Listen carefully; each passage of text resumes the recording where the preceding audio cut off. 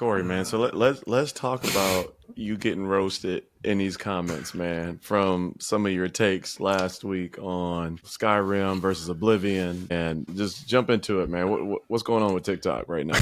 So TikTok and YouTube. So quick shout out to follow our other channels. This is just our podcast channel. So anyways, the topic last week that we discussed was the Oblivion remake and my thoughts on its quality versus Skyrim mods. And then the other one was my thoughts on Game Pass. And here's the thing. God forbid you don't know something 100% as you're saying it. And like it's not like, unless you're an expert on anything, you're not allowed to say it. And that's like a recent Joe Rogan reference for a podcast that just happened recently. But anyways, so here's the deal. I want to clarify on some of my thoughts on the Oblivion. It's really a remaster, not a remake, right? Because they didn't redo a lot of it, but it looks really good. Now, they did do some things like the actual animations of fighting and running. Like, there's a lot that they improved upon, but in large part, it's a huge graphics overhaul with some exceptions. I said in the last episode, I think that it looks better than 99% of Skyrim mods. And I said that the ones that it doesn't look better than, you need a jet engine to run because my computer can't handle it, right? So people took offense to this. People started attacking me saying that I've obviously never used Skyrim with mods, which I have. I've put over 1,000 hours into it, and I actually spend more time modding Skyrim than I do playing it. Back when I go through my Skyrim phases, and there are absolutely some mods that it's so realistic, like you've seen some of those crazy Minecraft mods and stuff like that. There are absolutely some mods that are just mind-blowingly good. However, there's a very large mod catalog. There's a lot of mods to choose from that make things incrementally better. So if you look at the majority of mods that you can put on Skyrim, which came out, when did it come out? 2012? It's 2011, I think. So 15 years ago. Yeah. Right? Yeah, literally. 14 years ago. So you can only make it so good before you understand the fact that Oblivion is made on Unreal Engine 5. That's why it looks so good. So when you look at the lighting, when you look at the reflections and how good it looks, the foundation for what like Oblivion mods are going to be able to do are going to be incredible, especially with like the 5090 series and all that stuff. So anyways, I just want to say that I understand it doesn't beat every single Skyrim mod that's out there. Okay. I understand that. I'm not an idiot. But at the same time, Oblivion looks damn good, and I'm really, really impressed with it. Okay? Does that help? Does that clarify? I think it does. But what I was saying is there are people that layer, like they understand how to layer mods, and so they can get Skyrim to look almost realistic. And so that's one of the things. And that's the 1% of people that attacked me. But they were also correct. No, I was playing. No, but they are. Well, the thing is, they are. You can get Skyrim to look almost photorealistic, right? But most people don't have the rigs that can play that. So 99% of the time, Oblivion's going to look better. That's true. That's true. And that's one of the things that I was saying, like in the last episode, like some of these mods, like they're modders themselves, and so like once they start stacking and using other people's mods and stuff like that, it gets pretty serious. I still haven't played Oblivion. I know we talked about it last time, and I still haven't played it, and I'm trying to pull stuff up, but it's hard to find stuff when you're like doing this thing live or whatnot. But I was trying to find like some pictures of the graphics and stuff like that to kind of put up. I was playing it last night, and I don't know the town names that well yet. Like I could name almost every city in Skyrim, but like Oblivion, I don't know them that well. There was one that I went into at nighttime, and the way the torches lit the area around it, it was like, this looks incredible. It really was mind-blowing. And again, it's on Unreal Engine 5. This is the base layer of Oblivion now. And when they start stacking mods on this, it's going to look just phenomenal. There's already... Go ahead. I was gonna say I'm anxious to see it, like when it gets, and I think it'll get there faster than what Skyrim did, of course, because it's a remake, right? So people aren't gonna wait for this thing to like be out for a while before they start trying to get to it or whatnot. So also let's talk about there was one more you got pretty roasted on, and you just posted it, and it's already taken off pretty fast. I think it's at 7,000 views already. And this was your take on Game Pass. Have you read through some of the comments on Game Pass? Have you read through some of those comments? I read a few, but I was like, I kind of got the gist of where it was going, and I was like, I don't need to keep going. So I do want to talk about this because I'm really gonna share these. Dude, it's funny when you get attacked by people that say don't loose your save. So it's like, if you're gonna attack me, at least spell it right. But so here's the thing: I wasn't sure whenever I was speaking what happened with save files if you unsubscribed, and as afterwards, I was like, once we were past the moment, I was like, of course they stay on your computer and they'll be there if you resubscribe. Now you can still delete those, and you won't have those save files, right? So to attack me over that for not knowing something right in the moment during the middle of a conversation, like, do people not understand that the average person in the middle of a conversation doesn't have 100% of the information in their brain? Like, holy crap. My point about Game Pass, and the reason I'm personally not a big fan of it, is because to me it feels like you're renting your games. And the point of this clip, the problem with this clip specifically, is I talked about the hundreds of hours that I put into 2 different games that I no longer have access to because I got into a point where the financial subscription model did not make sense for me. Yeah. And so I don't like that, because in order to access those games and those save files, you have to pay and rent your game. Yeah. So, and then people, like, there was one comment, God, look at all these comments. It's just crazy. Right, dude. they're on you too, man. I'm getting torn up. And I appreciate the engagement. What's funny is how many views this video is getting, and I've gotten like 3 followers. So that's how I know I'm getting attacked, because when you get that many views and no one's following you, like, I'm probably losing can't afford followers. it. You can't see how you could afford the game at all. See, that's such a stupid argument, because they act like Steam sales don't exist, right? Now, Oblivion aside and all that stuff, yeah, for sure. But like, I'm not sitting here going, "Oh, I'm going to buy this thing full price," and then like that's not what I do. I'm waiting for Steam sales when things drop 80% in value, and then I buy it for $10. And anyways, so that's the way that I like to game. I prefer to just be able to not have to be subscribed to play something. And let me ask you this. And I'm going to say right now, I don't know the answer to what I'm about to ask. Okay. Yes. So let me just preface with this. So disclaimer. It's a disclaimer. If you have Game Pass, you can download and play it offline, right? Yes. Okay. Yes. Okay. So that's why I like Game Pass so much. So we're going to talk about this in a second. What happens if you disconnect from Wi-Fi with that game and you unsubscribe from Game Pass? You can't play it anymore. So you have to be connected so you can play. I get what you're saying now. You're asking, can you completely disconnect your system and still play the game? You can't. It's going to. There's like a authenticity thing that runs when you log in to Xbox. You have to sign in, and then that runs in the background some way, somehow, to confirm that you have the ability to play that. Because when the servers are down, you also can't play sometimes. And so that is a problem with Game Pass for sure. But for me, I've played digital games for the past. Your hand is making you blurry, by the way. You may have to lower it. There you go. I've played digital games for the last 4 years, and so it doesn't bother me at all that that I have to be online to play those games, because I'm kind of used to it at this point. Sure. And here's the thing: I think for a lot of people, Game Pass is an excellent option. Yeah. For me, I 99% of my gaming library is digitally owned. And if you look at the way things are going to go with like the Switch 2 and stuff, it doesn't matter if you have a physical copy. It still has to report back digitally. Yep. So that was my whole thing. I don't want to rent my games, and I don't want to be tied. And I didn't even mention that I don't want to be tied to online play, because I wasn't sure at the time if that was the case. So like, it's just funny how people zone in on one thing. They're like, of course you don't lose your save files. And I'm like, yeah, but you lose everything if you don't pay for it. Like, if you're not actively paying for it.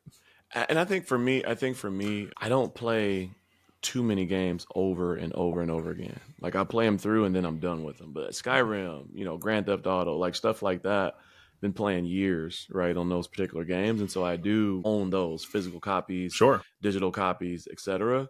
But for the average game, it's like I'm in and out. Even like think about 2K or Madden or something like that. Like, I play it for a season, may play it, if I play the Dynasty or something like that, I'll play it several seasons. But I'm pretty much after that, I stop playing it and never touch it again, right? And so at that point, like, Game Pass is perfect for me, because I'm on to the next game and I can just play that. And so that's really why, for me, it's not a big deal. And then, like someone did say in the comments, it is like when you have Game Pass, you can buy games at a discount. Like, very true. No, that's fair. A consistent discount where it's like typical game is what, $69 now, $70 on average. Right. With Game Pass, you'll get it like $49, $39. Right. And so that's, for me, it's like, if it's something I really like, I buy it through Game Pass. It's now my copy and I can play it offline play it without being online and stuff like that. And see, I'll buy game keys online and use them on Steam and download. I think, like, for me, Game Pass for my gaming lifestyle does not make sense because it's kind of like going to a buffet right after you had dinner. Like, you know what I mean? Where it's like, I want to get the most out of my money if I'm gonna like just. Does that? I don't know if that's a fair comparison, but it's like, like you have this unlimited amount of things to choose from all the time. So unless you're taking advantage of playing absolutely all the time, like I don't have the time to put those kind of hours into games anymore. Yeah. So for me to pay a subscription service, I'm losing money. You know, and like, because I won't put the hourly, like if you look at how much that subscription service is per hour that I get to play nowadays, it doesn't make sense in that regard. So I'm going to put that money towards one game that I can play at my leisure and not feel like I need to be gaming because I'm spending money on this. Yeah. And I think it's just a different way of thinking. But like the save file thing, that's, I think what people had the most problem with is, do you lose your save files whenever... Like if you unsubscribe to Game Pass, you don't. They stay on the computer. I thought about it later, and I was like, "Yeah, I misspoke on that." Yeah. So I'm sorry, everybody. I'm sorry that I'm not a genius, and that I didn't know that off the top of my head. Yeah, and for me, like Game Pass, I think it's $21.99 a month or something like that, right? Mm-hmm. And so for me, every 3 months is the cost of a game, and if I play 2 games within 3 months, you know what I mean? Like for me, it's worth it. So for right now, everybody's talking about this new game, and I have not played it yet. And you brought it up, so I'll bring that up real quick, and we can look at it. And I have not played it yet. This right here is a perfect example of where I wish I did have Game Pass, because it's called Clair Obscur Expedition 33. Yeah. People are already saying it's Game of the Year because it's so good, and it's kind of like this. I don't even want to try to explain it because I'm going to get torn up for not knowing exactly how to explain it. But basically, it's like a. I don't think it's free roam, but it's kind of an open world RPG that fights in a turn-based style. Yep. I don't know if it's going to be my thing, so I don't want to spend money unless I know for sure that I'm going to enjoy it, and that is a huge advantage that Game Pass has. Agreed. Hopefully that appeases some play because it's included with Ultimate. Right, and you don't have to download it. And I don't have to download it. I can play it from PC version right now. And this is, you're right, it's open world, RPG, turn-based, action type game. I'll just play this while we talk about it. I'll mute it real quick. There's going to be someone in the comments attacking me about this is not Game of the Year. Of course it's not. And that person probably has 300 hours in Assassin's Creed Shadows and thinks that's Game of the Year. But for me, like this is the main reason why I like Game Pass, because I can quickly jump in there and play it, decide if I like it, you know, and if I don't, it's not a big deal. I didn't waste any money. I didn't spend any extra money. Well, and you also have more than one person in your household playing games. That's the biggest thing. And I think that's the reason. For me, it's just me. Yeah. For me, it's me and 5 kids, like literally playing games. And then also my oldest that, you know, he plays as well. And so, like, the ability just to have Game Pass and them be able to play, and like all they have to do is sign my name in, and they can play any of the Xbox games. Right? See, that's incredible value. I will never knock it for that. And that's why for me it's a game changer, because otherwise, I mean, literally the way my boys act, I would have to play. That game looks so good. I mean, look at this thing. I would have to buy Madden for Aries, for Taj, and Alec. Like three different ones, just so they all could play, because they wouldn't share it. They wouldn't want to pass the disc around, stuff like that. But this game looks freaking sweet. It looks amazing. But let me say one thing real quick. It has nothing on Skyrim realism mods. But I mean, you compare this to Skyrim originally. You know what I mean? No, even then, I don't want to piss off the Skyrim people. I see what you're saying. You stupid. This game looks freaking phenomenal. God, like, I'm going to play it for sure. Every boss design that I've seen so far, that one kind of reminds me of Elden Ring, but or the Elden Ring DLC. But every boss I've seen so far looks so unique, and that's so refreshing to see. And I think that's one thing that like Neversoft does a good job on is, or FromSoft, excuse me, the Souls-like creators, you know, of the Dark Souls series and stuff. Really good boss designs a lot of times, and so it's cool between that and Black Myth Wukong and in this game. There's a lot of really cool boss designs that we're seeing that like are unique, and I like that. But like, and what's interesting, I think this was made by a studio of 32 people. See, and if that's the case, that's crazy, because the storyline looks freaking sweet. And like I did watch a preview of the storyline, like they had the story trailer and all that different stuff. And the game looks freaking sweet, man. So I mean, I'm definitely going to play it here pretty soon. You know But why it looks sweet though, and why it looks good? mhm, Because it's a passion project, and there's yeah, not enough passion projects in gaming agreed, anymore. There's really agreed. not. A lot of Everyone, it's all about the dollar. that's what I was going to say. A lot of projects, a lot of games now are made to keep being played Hmm. versus being played one time and enjoyed. I don't think that there's not very many like single player games where you can play it, put about 20 That to 30 hours into it and just get a great story. Like that's why it's, Hogwarts Legacy was so good. oh Small my God. team, people cared about it. You know what I Dude, that mean? game was so freaking good. When was the last time we had a AAA game that had that feel to it? That's a pretty big question. I don't know if Right. I'm gonna be able to quickly think of anything that was AAA that I was like this is incredible. I Yeah, don't even agreed. know. Because I mean, there's not very many single player style games to begin with. Well, let us know in the comments if you're listening right now. What Yeah. is a AAA game that came out that gave you the same quality of storyline where you can tell it was a passion project? Like, when was the Hmm. last time we saw something like that? I really don't Hogwarts for know. sure was good. Yeah. Hogwarts Legacy was good. Maybe Monster Hunter. No, Monster Hunter Wilds was a port, wasn't it? Like that already. Cyberpunk, when it was all said and done, was good.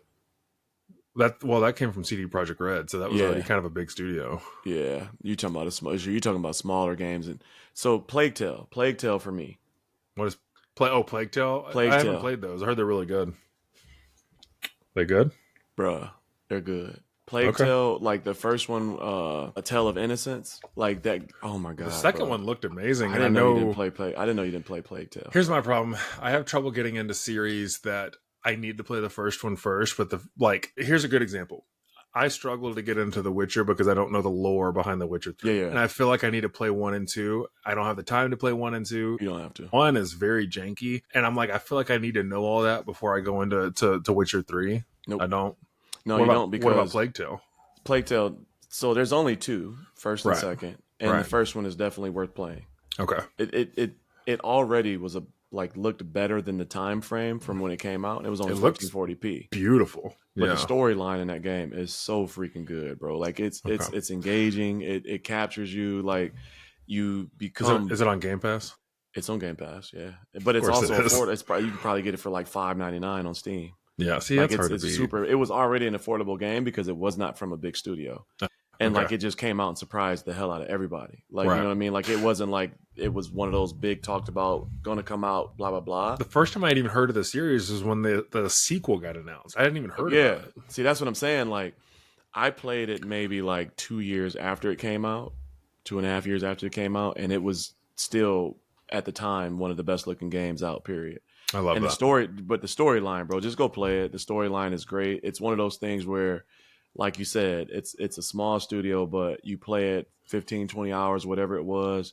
You fall in love with the story, the characters. Like, it's just a good freaking game. That And like, I haven't even finished part two yet. Like, I've been too busy to really finish part two. I'm probably like 4 hours into the that second reminds one. me what you just said about how good the quality was when it came out. I love when a game comes out where it looks like we're kind of losing that nowadays because every Yeah. game looks so good and it's hard to make them look even better. But Yeah, there was yeah. a point in time where certain games would come out and it was like, wow, this looks so good Yeah, for yeah. this time period. I can't imagine what future gaming look like. And it's funny because it reminds me of one of the comments I got on the Oblivion, like the attack that I'm enduring right now, is someone had said that like I was wrong about the original Oblivion's graphics being not great Not great. because it was mind blowing at the time. And I said, no. The game was mind blowing at the time. The open world, the RPG, Yeah. the do whatever you want was mind blowing, but the graphics weren't. The graphics were damn near dated when it came out. And it's Mhm. like, even at that time, there were games that were coming out that looked way better than Oblivion. Yeah. And honestly, the same with Skyrim. Skyrim, when it came out, there were games that looked phenomenally better than it, but it Mhm. was the game itself that was so good. And so, Mhm. The anyways, size, the breadth, yeah, the depth of the world, right. how large the map was, like all of that non-loading and all Honestly, of that stuff. Yeah, I think 50% of Skyrim's success is the score. The music behind Skyrim is one of the reasons it succeeded because it was just something about it, man. It was still just listen so to it. good. I listened to it independently of playing the game. That's Like a little weird. I mean, no, it's not. It's good music. I'm a music major too, so I mean, Like just in the gym working out, listening to the I listen. Is that what you listening to in the gym? You Fusto Raw in that fucking bench press? You're stupid. You stupid. I had no comeback for that. I would That definitely. means folks. That means it's happening. I would no. I would not. But I would. I'm not gonna hold it. I would. I would listen to Skyrim while working out. Look, see, that's what happens. God, Like beer cans falling down. I had to get ready for that Oblivion conversation. Well, so that's in the gaming space. Yeah. But I wanted to also talk about, we've had some conversations. Can you hear my dog? Can you hear my dog barking?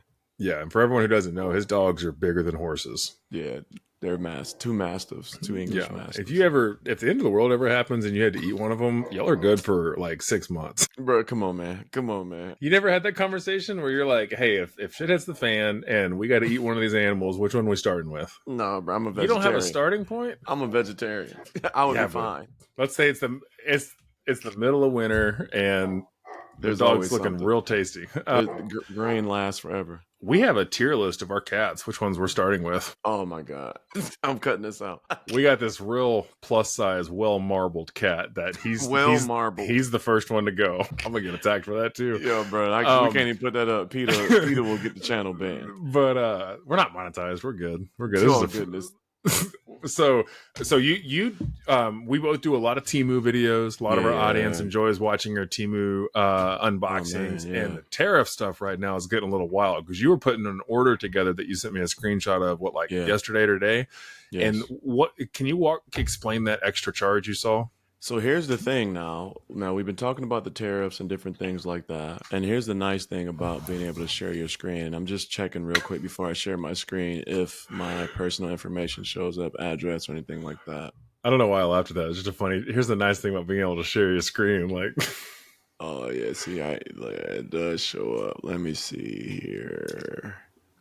If I can, okay, so I can share this part of the screen without sharing that. So yeah, now on Temu now has import charges, and you can see right here $117 for an import charge, and that's just on a smaller order. I don't know how we got to $419.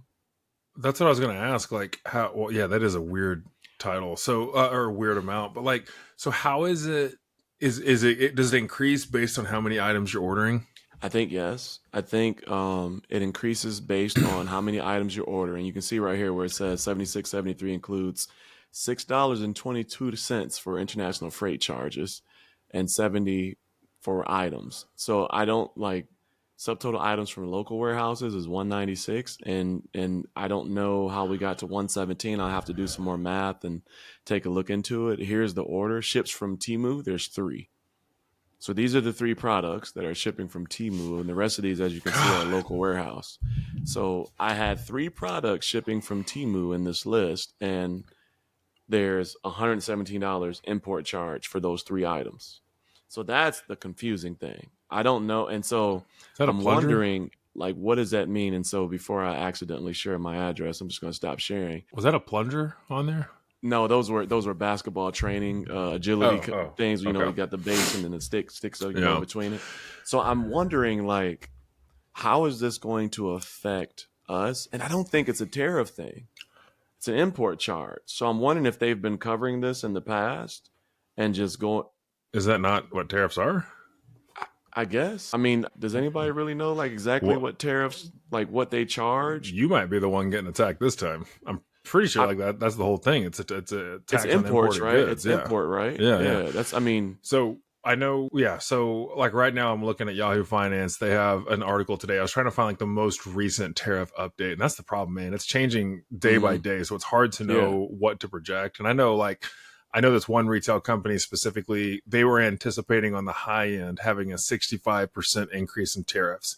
That company now has 170% increase on tariffs. And so it's hitting harder than we thought it would. And so that's the concern. It's right now, this article is saying that the U.S. raised tariffs on China to 145% in April.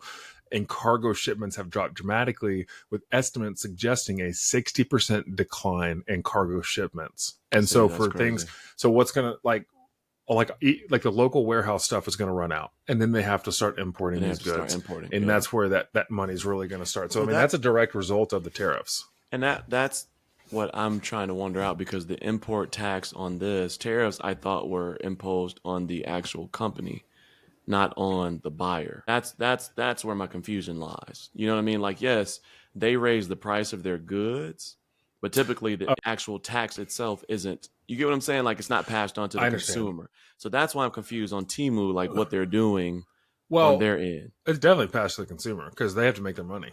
No, especially for sure, if they're publicly traded. Not. So, for instance, let's give an example of cameras and stuff like that. We'll talk about that potentially. Mm-hmm. Like, so the Blackmagic 12K came out at $49.99 originally due to tariffs based on them importing the goods into the U.S.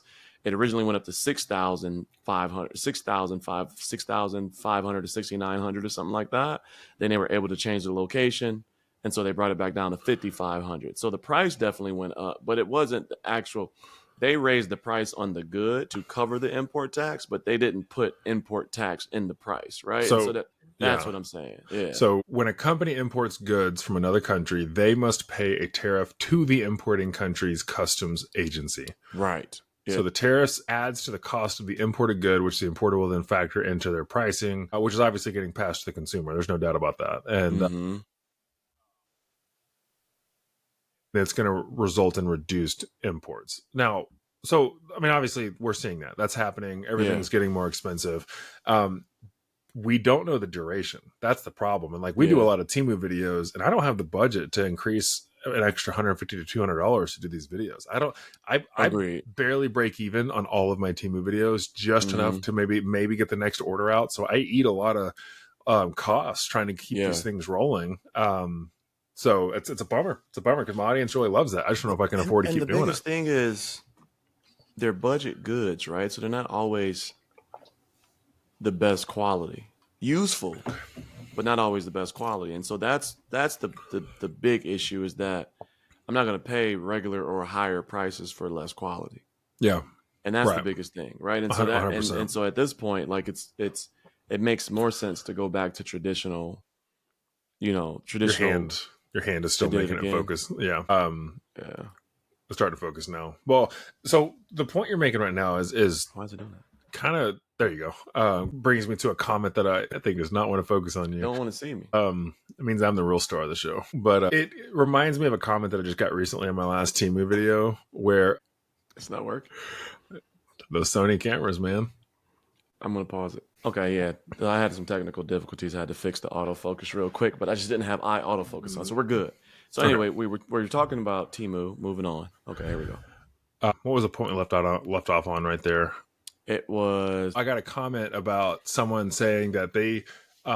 You and I both get comments every Temu video about how dare we support like child labor factories and like the working conditions over there. And it's just, if you're watching this right now and you think that all of these major electronics companies in the US don't use that exact same factory for their product, you're very mistaken. I mean, all Temu does is cut out the middleman and pass the discount on to the consumer. Now, with that said, there's some real cheap crap that comes from Temu. On my last video, I did that shoe dryer, and on there it looks like it's a digital screen, and it's a sticker that you peel off. I mean, that right there is actually the one time that I've been scammed. That was crazy. I was like, wait a minute, so that's not even a screen. It's just a sticker. I purchased over 100 products from Temu. That's the first time I've been scammed.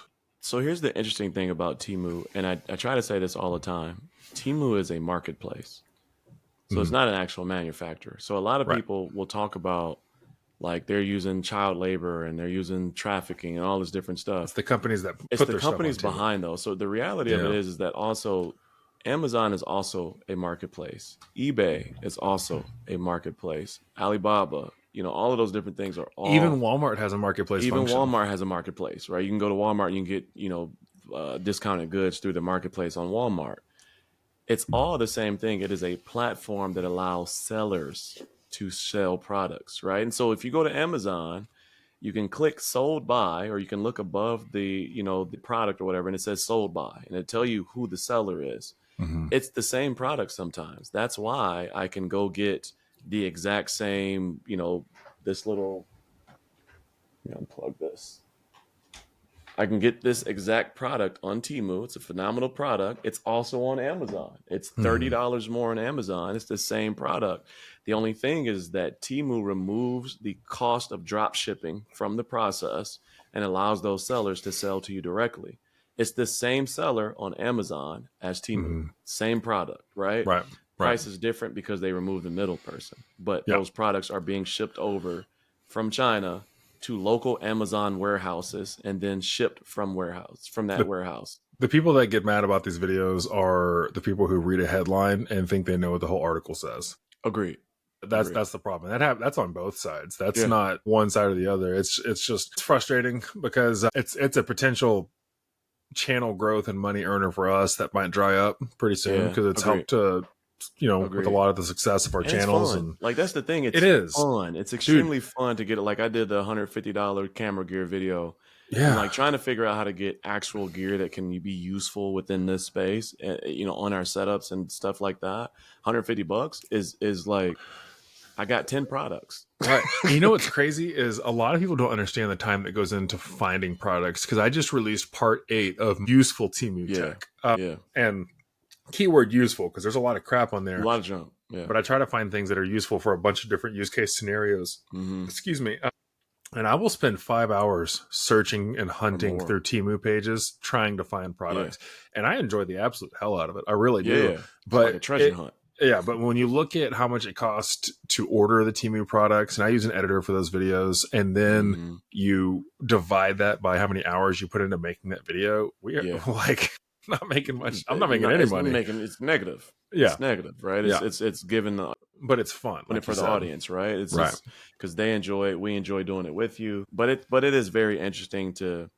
And I'll say this because I haven't never had an opportunity to say these things in a long form type situation.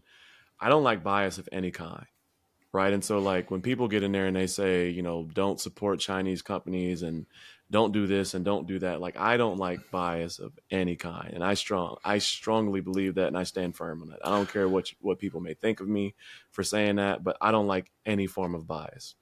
I've received bias in my own life before, and it doesn't feel good. It's not cool, like all of those different things. And so for people to say anything about any group of people, I'll never be okay with it. Like I'll never be okay with somebody just saying like, hey, don't buy, this and don't do that. And, things don't exist anymore. Like there's whole campaigns for, equal rights for people. There's whole D&I, initiatives for equal rights and equal equality and jobs and all those different things. So like when people go crazy in the comments, man, I have to address it every single time because I'm just never going to be a bystander to that.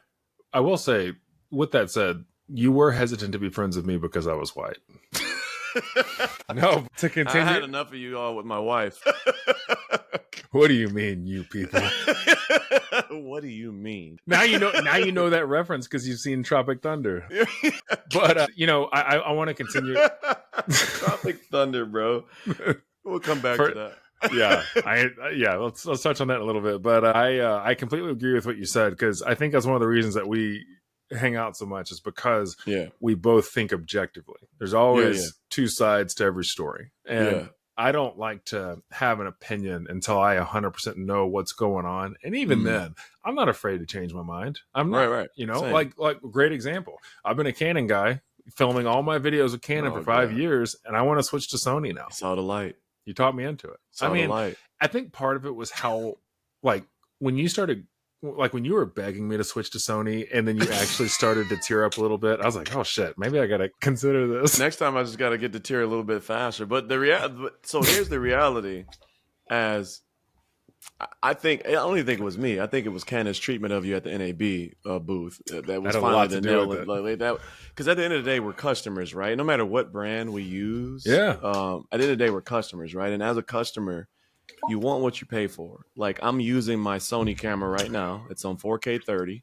Yeah. Right. And you're using a really good camera as well, but it's a webcam.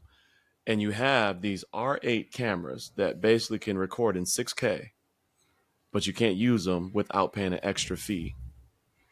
Right. For the R8, it's a 6K. You don't have access to 6K at all. It's downsampled to 4K. To 4K. Yeah. Right. Right.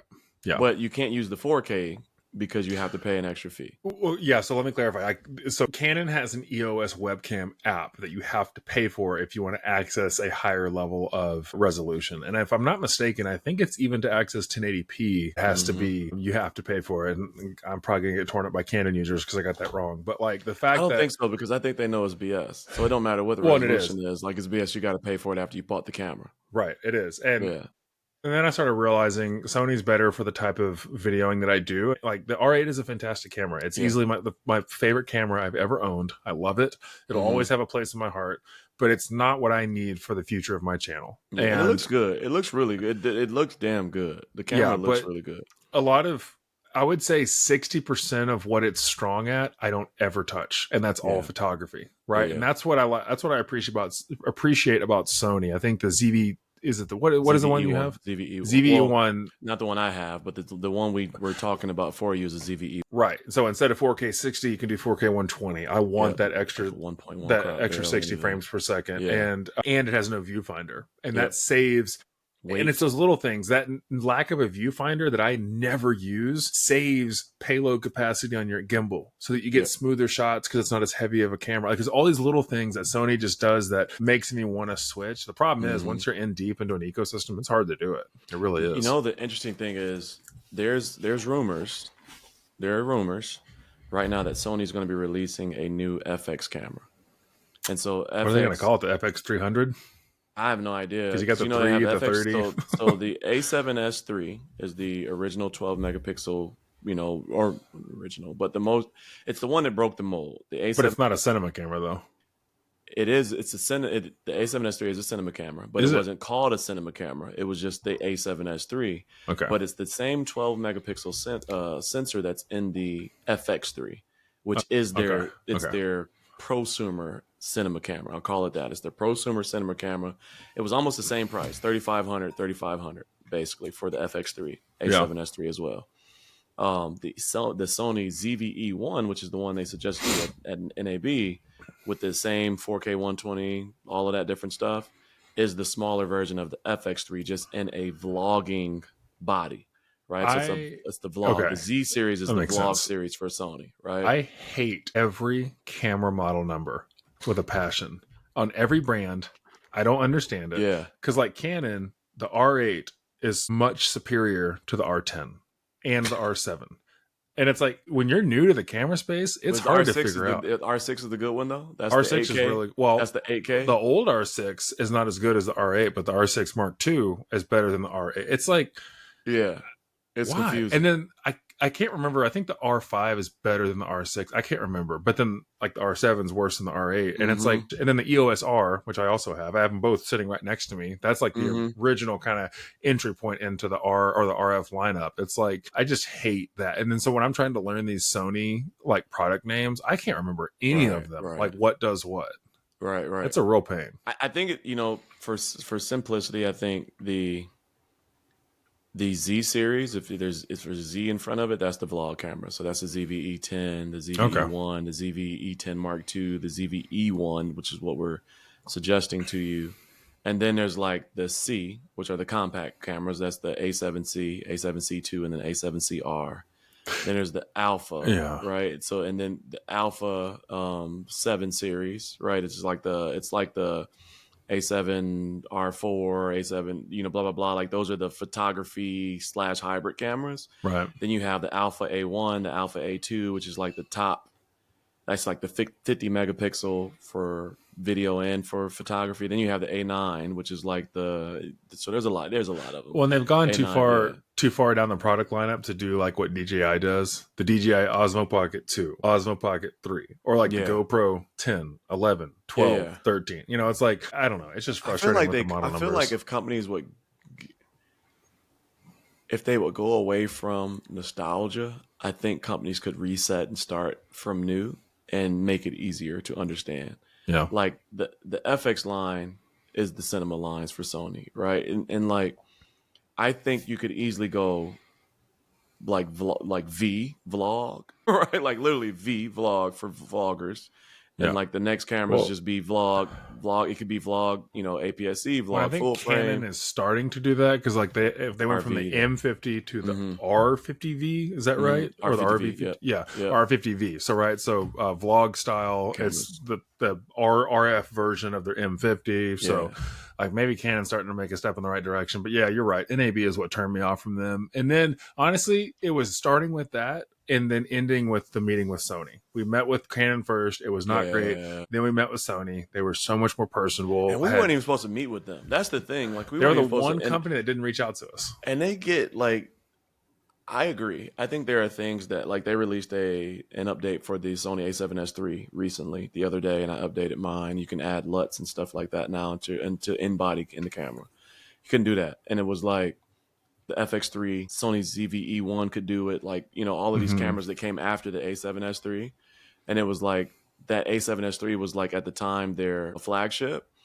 And then, like, a couple cameras came out, and even, like, the more budget vlog version, ZV-E10 2, that you could do that there. And it was like, why are all of these more, affordable cameras doing these features that the flagship couldn't do? And so that was frustrating as a consumer within the Sony environment, but they are starting to update some of those cameras, you know what I mean? But I think Sony just has so many different variations of cameras that you literally can get what you want around the budget you want.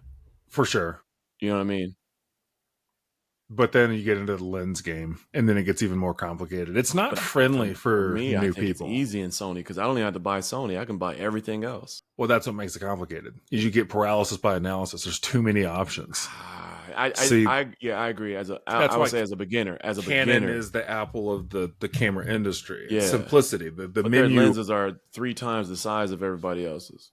No, not the RF lenses. RF lenses. That's the whole thing about RF. The RF lenses. They've started to really make them a lot smaller. And so, like, the one, like, you sent me that video the other day of, like, that 28 to 70. Dude, I have a 24 to 70 Sigma lens right now that weighs like 5 pounds. And this RF lineup is so small. Yeah. Well, and the internal body stabilization that the RF lineup gives you is really nice because the lens itself actually has stabilization in it in addition to the camera. And so it's like you can get some really buttery smooth movements. So in that regard, the lens lineup is much easier with Canon. However, I don't like being locked down to an ecosystem unless it's Apple, I guess. I think so. I agree and I disagree a little bit because I think because you're in an environment where the mount has been locked, it's easier to it's like you think that it's more, you think that you have less options or it's easier to understand. But for me, it's goldfish bowl syndrome is what it is. I'm inside the goldfish bowl. The rest of the world looks complicated. I just want to stay inside my bowl. But now I've realized I'm being limited. Because like I literally like, say for instance, I need a new lens. For instance, when we got ready to go to NAB, I did buy the 24 millimeter Sony lens, right? This is the like the gold standard 1.4 24 millimeter, but there's also a 24 1.8 Viltrox lens that I could have got for $300, right? And that one has really great reviews. There's also a 24 Sigma that just came out 2.0 that just released like within the last 2 months, and it's pre-order for some places. But there's like, I know that Sigma's a good brand. I know that Viltrox is a good brand. And so at this point, Sigma is kind of like the target of the Viltrox Walmart. Like, like Viltrox is coming along and they're starting to release their labs and different stuff like that. And I probably own 7 Viltrox lenses across my Fuji and my Sony system. And most people can't tell the difference when I'm using them. Yeah. You know what I mean? Like if I was to put my 20, matter of fact, this is a Viltrox lens that I'm on right now. This is the 25 millimeter 1.7 that just released recently on my FX30, and I think it looks damn good. The way you used to be able to tell was vignetting. That was really the only way to see if it was a cheaper lens, and now you don't really have that problem anymore. That's what I'm saying. Like this is a Viltrox lens right now. I paid $169 for that lens. Here's what Canon has been doing that I really appreciate with them. So this is the EOS R with a 24 millimeter macro. This is 35 millimeter macro. See how they're the exact same size? Body. Yeah. Well, not the body. I'm talking about the lens. So that's what I meant, the body of the lens. Oh, right. So the RF lineup, what they're trying to do, and this is the one thing I appreciated that Sony said to us, is they're trying to make it to where you can swap out lenses and you don't have to rebalance your gimbal. Yeah. And I was like, I love that. I think it's a really good idea. And I think you can do that with other brands. It's just more complicated whenever you have a bunch of different like brands that you're trying to choose from a lens standpoint. It's hard to do that. The the Viltrox Air system has that. They have a 23, 35. I remember them showing up. They got a 40, they got a 25, they got a 56. They got a 70. No, the 75 I don't think is in the Air. But those are all the exact same, like the exact. Do I got another one? Yeah, like this is the same exact size of the lens that's on the camera right now. Okay. And it's the Air series. So like this one is, I don't know what this one is. This was a 20 full frame. But I don't know. But all in all, I think that you're making a good decision and switching to Sony. If I can. For what you do, right? Potentially we'll be looking at some other brands in the future. Panasonic, maybe Blackmagic, maybe, right? Yeah. Between those two and seeing what we can, look at there. So, I mean. The problem is it's not that easy to switch because on paper, like what I'll get to trade in my Canon stuff to get Sony, I'm going to have to spend more to go with Sony to get the same level of output. And I just haven't decided yet if the features and what Sony provides is worth it. Not only the effort, but also the cost difference. I mean, what's your R8 is what, $1,200? If I sell everything separately, piece by piece, brand new, like 1,200. Yeah, the body, yeah, 1,200, and then the lens that you're using. What is your main lens on there? 35 millimeter macro is my favorite. That's about new. I think it's like $500. It's not terribly expensive. My 24-70 Sigma I think was $800, but it's an older lens. It's EF mount. I've got two R8s, and so. But like I did everything trade in through B&H, and it was like $3,000 for everything Canon that I own. To switch over to just do an equal swap for Sony and Canon, I'm gonna have to pay money. I'm gonna have to spend. Yeah. And I can't, it's not justifiable yet because does it better in low light? Yes. But I've got a lot of great studio lighting. So it's not like I can't make up for that. To be fair though, that camera is not an equivalent camera. Like the ZV-E one is not equivalent to the R8. Like, well, I mean like it's different. It's apples and oranges in my opinion. Because like one is because it's cropped 4K 120, right? It's like a 1.1 or 1.2 or something like that though. Well, and I have to be careful with that because I've got a small studio space. Yeah, but you don't have 4K 120 on your current camera though. 4K 60, yeah. That's what I'm saying. Like there's no crop on the 4K 60. Right. Well, and it's a 7K sensor downsampled to 4K. So it'll even have just a little bit more crispness to it. Well, I mean, not necessarily because 12 megapixels is actually better for video. Yes. You get what I'm saying? So it's like it's a clean look because the 12 megapixels is actually better for like your sensor is more designed for like combination. It's a hybrid camera, photography and video, whereas the reason low light is better on that camera is because there's bigger megapixels. And so it's a bigger, clear, yeah. The body of that ZV-E1 is 1900. Yeah. And so my point is that it's a big price increase for incremental increases in like what I'm going to get out of it. Is it worth it? Yes. But is it future-proofing me? Not necessarily. So then do I look at like the FX3 or something like that? You know what I mean? So it's like... I wouldn't get the FX3 right now. It's very expensive. It was too close to a successor. There's too close to a successor. I feel like it just came out like 2 years ago. The FX3? When did the FX3 come out? 2021. Oh, I'm thinking of the FX30. Yeah, FX30. Yeah, FX30 is fairly... That came out in 22 already? Yeah, I would say that one came out like a year later. The FX30 is $1,800 body only. I mean, you can get an FX30 for about $1,400 though. $1,500. That's what threw me off about the FX3 was that it came out in 21, and I'm like, I want to see Sony's new tech. I'm telling you, there's a rumor.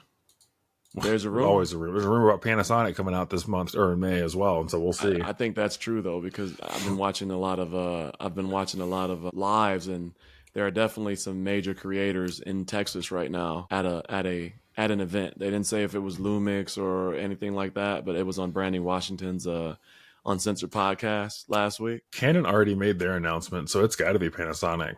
It has to be. I mean, because Sony doesn't have an announcement coming, but and Blackmagic's not doing. But there anything. was also a rumor on the rumors. I forget the guy's name. Maybe we'll put it in the description. But he said that there was going to be a Panasonic cinema camera being released within the month. Okay. Panasonic has just a couple of things that if they implement into their lineup, they'll start competing for real. Mm-hmm.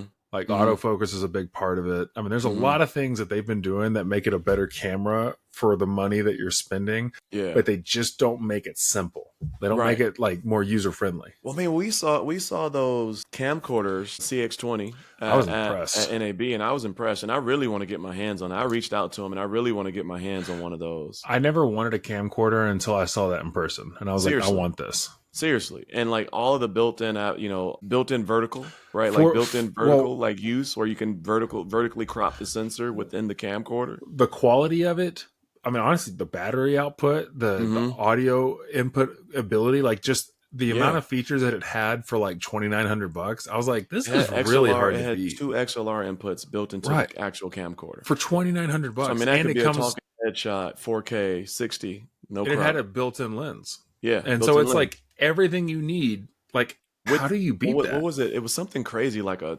20 plus optical zoom or something like that, and it was still clear. Yeah, I can't remember the specs off the top of my head, but I was just like, this is the price of this. Like, if you spent this on a mirrorless body and got all of these features into it, you're looking at $5,000 plus. Easy. Yeah, because we're talking about the FX30, right? The FX30 comes with an XLR handle, and it adds another like $300, $400 to it. FX30, that's Sony. No, I'm just saying, like the FX30, like you can buy that to kit it out. To add like there's some accessories that you can buy along with it, like a top handle with 2 XLR imports, and stuff like that. And you're starting to get into those price ranges. Then you still got to get the lens. And I'm actually excited to see the return of camcorders. I think they were the original thing that got people into video back in like the 90s and stuff. And I'm excited. VHS with the little pop out tape. Yeah, dude. And I'm excited to see that make a comeback. You know, because like if you're willing to have that body size, the amount of tech they can pack into a body of that size, I mean, seriously, and you don't have to worry about overheating it with larger bodies, right? And if you're putting it on a tripod, I think that's the very interesting thing. I think a lot of people focus so much on like body size has to be small and all these different things for mobility. For the most part, you sit it on a tripod, right? Other than vlogging, you don't really hold your camera in your hand for that long, right? So once you get on site, it's on a tripod, and you know. What I would like to have is an XLR microphone that doesn't run out of battery whenever you're recording and you got to redo the entire talking head. I mean, it's the little things that people don't think about. And I say that because it's happened like within the last month. That's why I switched to a top to overhead shotgun mic. You know what I do when that happens? I turn off all my fucking lights and I go to bed. I'm like, I'm not re-recording this shit. I'm not going to spend 30 minutes talking about something and then just to find out my audio went out and I got to redo it. Nah, fuck that. I'll do it tomorrow. I've done that. I've done that. And it's like, I've gotten through almost a whole Temu video. And you know, those Temu recordings are like 40 minutes. You know, like when and you're unboxing, you can't rebox it. You can't rebox it. So when you're editing, like you're literally like, usually you're editing down. People don't realize this about those Temu hauls. It's 55 minutes of video and you're editing it down to 20, 25, 30 minutes. Yeah. And so I've done that and had a whole, like, I didn't do the video. I just scrapped it. You know what I started doing? I got this cheap ass little Movo shotgun mic and I said, time is worth too damn much. And so this runs off the power of the camera itself. And so if all else fails, I'll remove that audio. And that's what's great about today's editing software. You remove the room echo and then you still have audio. And so if I actually did that in a video a couple of months ago, because I was like, I don't have time to re-record this entire damn thing. And I've already ripped the shit out of all the packaging. So it's not like I can put it back together, you know? And my audience, half of what they like is seeing it unboxed. So I can't waste the footage. Right. Anyways, I do like, we've been on the camera subject for a while. Unless there's anything else you want to say, I want to switch to a recent announcement that I'm pretty excited about. Go ahead. Okay. So have you heard about the Slate Auto EV truck? Have you heard about this? No. Okay. So this just got announced 3 days ago. Jeff Bezos is backing it, but it's a company called Slate. And they just announced a new EV truck coming at the end of 2026. And it's under $20,000 to get the base model. It has roll-up windows. It doesn't have a screen. All it has is AC. Doesn't even have radio. Doesn't even have speakers. All it is a simple EV truck. That's it. It's about the size of a Ford Maverick. You can put a shell on it, make it into a SUV. There's all different features you can add on to it. Like it's almost modular, and you can do it aftermarket if you want to. and it's like under 20 up to $25,000. That's a Bronco copy if I ever seen one. Right, but depending on how crazy you get with it, it's completely customizable and it's all electric. But it's like you only pay what you want to have on it, and there's no haggling. You just order it and they drop it in the driveway. And look at all the customization features. Man, look at that. And so the problem is, right now, if you buy an electric vehicle, you get a oh my god, what do you call it? Where the government helps you out if you're buying you get like an EV credit. If that goes away due to the Trump administration, that could ruin this. But I'm excited because we only have one vehicle. I would like to have a truck again. And while I'm too damn big for this, I would squeeze my ass in it because for the price. Bruh, you wouldn't be able to fit in there. I can, man, I'm flexible. You drive with your knees out the window, like. But you know what it's actually the size of is like, you remember the old S10s back in the 90s? That's what I'm looking at, bro. Like that's about what it's the size of. It's not gonna work, bro. They have two range estimates, 190 miles or 240 miles. For me, I need to be able to get around town and throw stuff in the bed of my truck when I go to Lowe's. Because when I do a house project, I got to make 5 fucking trips to Lowe's, right? So it's like I need something to do that easily. That's where this shines. A lot of people don't use trucks as trucks, and so. And the auto market's gotten so expensive. That don't look bad. So like, but that's an add-on. It comes like, look at the absolute base model. See all the stuff you have checked in the bottom on the bottom. Oh my god, I can't talk. If you uncheck all that and you look at the base model, it's just a bare bones dashboard with nothing but your speedometer. The reservation is $50, but it's not telling you. It's not telling you like the cost. So here, like, I'm trying to find where the cost is. I actually like the look of it. I like the boxy kind of feel to it. I think it's nice. Yeah, I'm good on that. It's easy to wrap. Man. Yeah, but you already got a vehicle. You ain't worried about it. Me, I don't have one. Man, I need a way to get around. About to take one of my vehicles next year, though. Get him one of these. I'll be back on them. Man, listen, he's not getting nothing new. This is cheaper than used nowadays. Man, yeah, it's funny. I was looking. It's outfitted with a Tesla charger, so you can use Tesla charging stations. Oh, that's solid. And you can get up to a 0 to 80 or 20 to 80% charge in I think 30 minutes. So yeah, I can't drive this, man.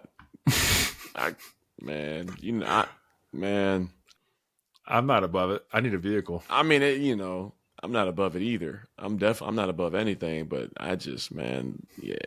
I wish I could see the price. I wish we could show people the price on this thing. Now, don't get me wrong, though. This is a really cool concept, and I think there's a lot of people that will use this, especially because of the customization. Or the price. The auto industry is so expensive. Yeah, there's a lot here. You need a bougie mobile. I just need something to get me around. Yeah, man, I do. I'm not even gonna hold you. Like, I need something that. So I was a wide. You see, I was a wide receiver. I need to look good. Like when I get in my car, like I need to feel good. I need to see. I'm not gonna pay for something to just sit out in the thing and just be pure utility. This is the difference between you and me. I'm an offensive lineman. I don't need the glory. I don't need the looks. I'm just there to do my job. That's it. Listen, I need 18 speakers. I need touchscreen, and half the time I still ride in silence. That's the crazy thing. Dude, when I had a truck back in the college days, and I had 12-inch subs under the seats of this Dodge Ram that I had, and they were up against the bottom of the seat. And so when I turned on with something with bass, it would rattle your asshole through the roof. And I would have dudes ride in the back. They'd be like, "Hey man, can I catch a ride?" And I'd be like, "Sure, hop in the back." And I would purposefully put something with high bass on, and it would rattle that ass, and they would be like, "Hey bro, turn that shit down." That was one of my favorite things to do. I love messing with people. But yeah, no, I couldn't ride that. I couldn't drive that, man. I was watching what's my man, Andres Vidoza. He had a week with the Audi e-tron GT 2025, which is like, have you seen that car before? No, let me look it up. Oh my god, bro! Look. What is that? It's the Audi e-tron GT. Audi e-tron GT. Looks like a normal car. No, I can't. You might be looking at the wrong one.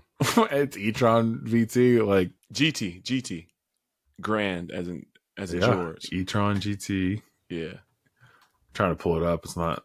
I mean, Yeah, it looks like an Audi. You look so offended just now. I used to want a Q7 back in the day. Here's the thing. I don't get hyped up about the way cars look because I can't fit 90% of them. I mean, that makes sense. That makes sense. When you carrying a hog like this, I need leg room. There you go. Bruh, look at this car versus, look at this car versus what we just looked at. This e-tron GT, bro, is, look at the stats. Now, granted, this is the opposite spectrum. This shit is like $180,000, $200,000. See, I'm not that target audience. Not only can I not fit in it, I can't afford it. I mean, I can't either, but I'm gonna look at it. I'm gonna look at it. Give me that $20,000 e-truck all day. Man, listen, look at this interior, bro. Yeah, but when you go to, I see a couple cup holders. It looks nice. But like, when you go to Lowe's and you need some boards and some stuff to throw in the back, what are you doing? You're only going to be able to fit some 1x1s in the back of that, and in the back of that semi truck. We got different use case scenarios. I don't need to look good. Man, listen, that truck it's going to be like riding a moped. Like it technically can go 35, but with you in it, it's going to go 15. Honestly, it'll probably have a decent 0 to 60 just because it's electric of the torque. I mean, in Vegas, we rode in those Teslas, and like you can feel it when it pushes you against the seat. And the Uber drivers, I didn't know this, but they get dinged if they stop too fast or start too fast. Mm-hmm. And so they have to be careful with their acceleration in the Teslas because they'll lose money on that or lose ratings. And I was like, dude, I want you to floor this thing. Like, I'm not going to ding you at all, but it's an automatic ding from Uber. It's motion detected. Yeah. Even the acceleration that they did, it would like press you against the seat. And I was like, man, I want to see what this thing can do. Yeah, that Slate ain't going to do that. I mean, it could do it better than a gas engine. It should, though. All jokes aside, electric is instant torque. Honestly, you know what I thought about?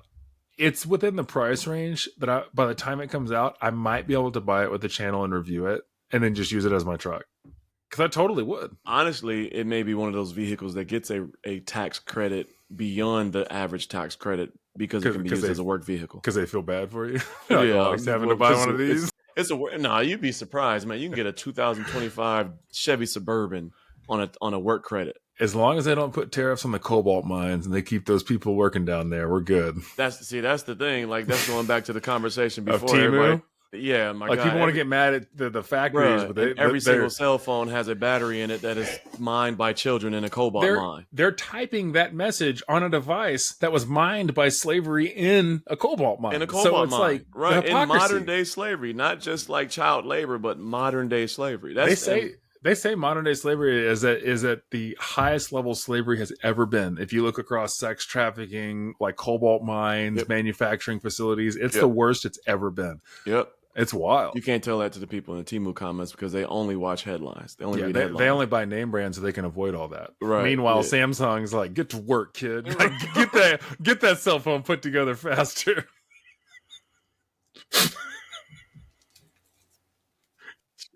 Chill. Really, though. I mean, it's the truth. You had that whiskey. Yeah, everybody, an hour into this, I did have a whiskey while we started. My God, see, you had that whiskey, and now look at you. Yeah, you won't look at those Nikes the same, though. I can't wear Nikes. They don't fit. Hey. I go barefoot everywhere I go, just about, because I can't fit. Vans is the only shoes. You know what's funny? My wife came across something on TikTok that said, you know how New Balance was like the dad shoe? Yeah. Apparently, Vans are now the dad shoe. I can believe it. Why? Man, those patterns. I love my Vans, dude. And I can customize them up to size 18, which I wear. I can custom make them. That's something a dad would say. And they're made in the States. I don't know if that's for sure. Right. But real talk, slavery's not a joke. All the things going on in the world is fucked up. And it is. But whenever we get attacked for it, it's like, I want people to know what you're talking about. If I'm going to get attacked for not knowing where save files are for Game Pass, you're going to get attacked for spewing nonsense about thinking that you're buying ethically when you're not. And that's the way I look at it. And so I didn't mean to get serious all of a sudden, but like that's... No, but it's a valid point, right? It's one of those things like in the comment section, hypocrisy is very high, right? We talked like we talked about the light side of comments earlier, right? When we were talking about the TikTok videos and like how they were getting you for Skyrim and things like that. Mm-hmm. But people have to realize that we research more than, I'll just throw a random fake number out there. We research more than 80% of people that buy things Probably to more than talk that. within, to talk in these videos, right? Not only are we researching, we're actually touching the product 90% of the time, right? Sometimes we'll do a thought piece like today, we're talking about potential Lumix camera or something like that that's coming out. Or this truck. Yeah. Or this truck, for the most part, we're touching the products, right? And so we're coming from an educated opinion. And a lot of time people just say whatever the hell comes to their mind in the comment section. It's like, you don't like, I've probably touched physically 100 pair of earbuds and headphones, over the last year and a half of making content within that space. Right. And so even if I don't cover every single detailed nook and cranny of a product, more often than not, I still know more than the average person that's saying something in the comment section. Right. Just out of pure experience alone. Not expertise or anything like that, but just because I've had the ability to touch and use so many variations of that product. Right. And you've never gotten a help message in all those products, right? Right. You know what I mean? So it's like, I don't know what you were talking about, but I saw it on your face. I never got what? A help message? A help? There's stories of when someone opens a product that from overseas, there's a little message that says, please help. Bro, you got you. I'm hoping we lost a lot of people at the camera conversation, so like no one's even. God. This ain't going on TikTok. It's staying right here on the long form. The crazy stuff. This is the thing that goes viral on TikTok. You start talking crazy, like when you talk normal is when it does it. Yeah. But those are true stories about that. Like people get like little help messages, and I'm like, I don't know what you want people to do, but that does happen. Are you serious? You never heard about that? No, I've never heard about that. Like in a product, like in a box. Yeah. Man, that's wild. I'm trying to, I would like to provide a source to that. I mean, it was things that you see on social media, so it's possible that I just saw something that someone made, but it would be on like the tag of something that came in or something like that. I have dental pain. What? Oh my God, bro. What is the world coming to? Here it is. Business Insider. Desperate workers have allegedly left notes inside of, what are you looking at? Yeah, there you go. Hidden messages asking for help. Well, it says Sheen conspiracy theory from Rolling Stone right there, but when there's smoke, there's fire. Oh yeah, agreed. I agree with that. Look, I'm trying to click on the screen over there. And when I make a joke about things, I don't think the situation itself is funny. It's just referencing it in a joke. Right. Agreed. I don't know if that makes any sense, but no, it makes perfect. I understand what you're saying. It's interestingly enough. I have dental pain. Is that what you were saying? That's what I was saying. That's what I saw in that picture. It's interesting. Like, people bring awareness to things via comedy very often. That's not uncommon at all, right? There's a lot of comedians that will do a whole piece on a very serious topic. Dave Chappelle's the best at it. Oh, he does it all the time, right? And it's like he'll cover something very serious, but he'll make jokes of it. But the interesting thing is people are offended by the fact that he's joking about it, but they don't realize him joking about it is what brings awareness to the circumstance. The OG of that was George Carlin. One of my favorite George Carlin jokes was, if you think about how stupid the average person is, that means that half of all people are even more stupid than that person. I was like, damn. True comedy has a little bit of truth to it. That's a solid joke. It is. It really is. It really is. We might need to wrap this one up because it's starting to go a little wild. We need Carl to come back and start refereeing. Carl, you got to come back, man. So you can hold us in check. But I mean, as far as a summary today, we started with the TikTok comments. They roasted Corey in the TikTok comments. We moved into cameras. We talked gaming. We talked Slate. We talked help messages and product reviews on Temu. And then we talked about how the tariffs are starting to impact our production. Like I know last week we still didn't talk about tariffs per se, but we talked about specifically how they're impacting Temu. Yeah. So I'd be interested, to hear you all's opinions on if tariffs are starting to impact you at all, or if it's just like a buzzword that you're hearing. Because it's one of those things like it's the flavor of the season. Like everybody's talking tariff. But where are tariffs impacting you in your day-to-day life? I'd be interested to see, where they're starting to show up for other folks. We're content creators, and so it shows up in the products that we review and the orders that we place and the partnerships that we have. But I'd be interested to see, like, have they started to hit home yet? Have they started to hit the average consumer? I'm curious about that too. In the tech space, I don't know if there's anything we can buy that it's not going to have a tariff attached to it. Or Apple. I heard that Apple was exempt from tariffs. Of course they are. Of course they are. Of course they are. I heard that Apple, even though they have manufacturing globally, are exempt from tariffs, which is interesting. They wow. Well, I think what a lot of companies are going to start doing is importing their products to another untariffed country and then bringing it in from that country. Yeah, and I think that's what Blackmagic did, because we were told they own manufacturing, and so they were able to move it from one place to the other, but there's still cost involved in that, right? So like, I know a lot of people are saying like, well, why don't they just ship it from another location? Well, when it's manufactured somewhere, the place that it's being manufactured is either owned or not owned by that company. So they either have to pay for, or or eat the cost of changing manufacturing processes, molds, and all those different. It's not just a flip of a switch where it's just like, oh, just ship it from this place that's not tariffed as bad. Like, they have to go and outfit that location with machinery and different things like that to build the products and stuff. So it's very interesting, what all goes into logistics and all those particular things. But yeah, we're definitely rambling at this point. So I mean, this one's been going on for a long time. So let me know your thoughts on today's video, the things that we covered. If you haven't watched the last one, go back and check out what Corey was saying about Oblivion, and then go back and check it out and see what they were saying about that. And we're going to start doing these more and more often, covering various topics. We asked each other, should we just speak about tech, or should we just cover whatever the hell we felt like? So you let us know in the comment section what your thoughts are. Is this a place where you just want to hear about tech and, content creation gear? Or do you want to hear about it? I mean, we wanted to talk about the draft. We wanted to talk about Shedeur Sanders. There was things that we wanted to talk about, but we just didn't know if people would be interested in it. So let us know your thoughts in the comment section, and we'll go from there. Corey, what do you want to say to wrap us up, brother?